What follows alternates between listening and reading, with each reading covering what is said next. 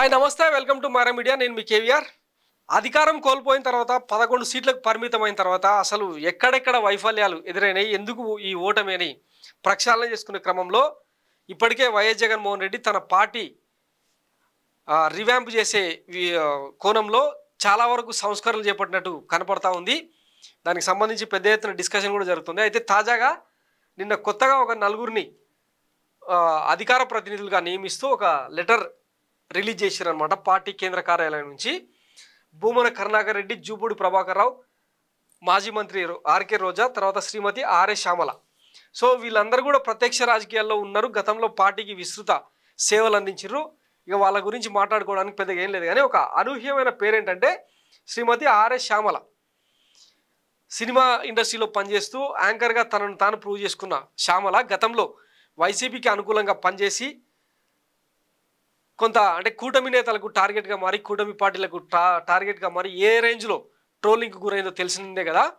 ఇప్పుడు ప్రస్తుతం ఆమెకు అంటే కూటమి సర్కార్ ఎప్పుడైతే అధికారంలోకి వచ్చిందో ఈటీవీ, మా టీవీ, జీటీవీ ఇట్లాంటి అంటే మొత్తం ఇండస్ట్రీ అంతా గుత్తాధిపత్యంలో ఉన్న నేపథ్యంలో ఈమెకు అవకాశాలు లేకుండా చేసిరు. దాని వెనుకల పెద్ద కుట్రకోణం కూడా నడిచిందన్నది గతంలో ఉన్న విమర్శనే. ఈ నేపథ్యంలో ఆర్ఏ శ్యామలకు వైసీపీ అధికార ప్రతినిధి హోదా ఇవ్వడం మీద పెద్ద ఎత్తున చర్చ జరుగుతుంది. ఒకసారి ఆ వార్తను చదివే ప్రయత్నం చేద్దాం. వైసీపీ మద్దతుదారైన anchor, Bigg Boss fame RA Shyamala ప్రత్యక్ష రాజకీయాల్లోకి ప్రవేశించారు. మాజీ ముఖ్యమంత్రి వైఎస్ జగన్మోహన్ రెడ్డి వైసీపీలో మార్పులు చేర్పులు చేపట్టారు. ఇందులో భాగంగా జిల్లాలకు కొత్త అధ్యక్షులు నియామకం చేపట్టారు. అలాగే సీనియర్ నాయకుల్ని అధికార ప్రతినిధులుగా నియమించారు. తాజాగా వైసీపీ అధికార ప్రతినిధులుగా భూమన కరుణాకర్ రెడ్డి, జూపాడి ప్రభాకర్ రావు, ఆర్కే రోజా, ఆర్ఏ శ్యామలను నియమించారు.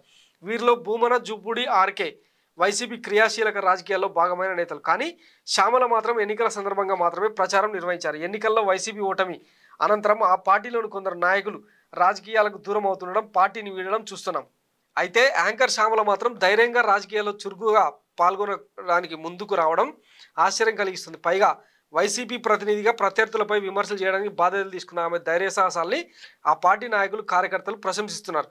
ఎన్నికల ప్రచారంలో భాగంగా పిఠాపురం వేదికగా పవన్ కళ్యాణ్ను విమర్శించిన శ్యామలపై టీడీపీ, జనసేన సోషల్ మీడియా యాక్టివిస్టులు శ్యామలపై తీవ్ర స్థాయిలో ట్రోలింగ్ చేశారు. అయినా ఆమె వాటిని లెక్క చేయలేదు.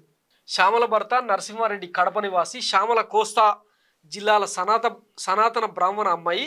శ్యామల భర్త సినీ రంగంలో పనిచేస్తున్నారు. భార్యాభర్తలు ఇద్దరు గ్లామర్ రంగంలో పనిచేస్తున్నారు. వైసీపీ తరఫున పనిచేస్తే అవకాశాలు పోతాయనే భయం లేకుండా ముందుకొచ్చిన శ్యామలకు వైసీపీ అధినేత జగన్ ఏ మేరకు అండగా ఉంటారనేది ప్రశ్న. బహుశా ఆమె వచ్చే ఎన్నికల్లో ఎమ్మెల్యే అభ్యర్థిగా పోటీ చేయాలని అనుకుంటున్నారని సమాచారం. ఏదేమైనా వైసీపీ కష్ట సమయంలో శ్యామల ఆ పార్టీ అధికార ప్రతినిధిగా మాట్లాడాలని ముందుకు రావడం ఆ పార్టీకి కొండంత బలం.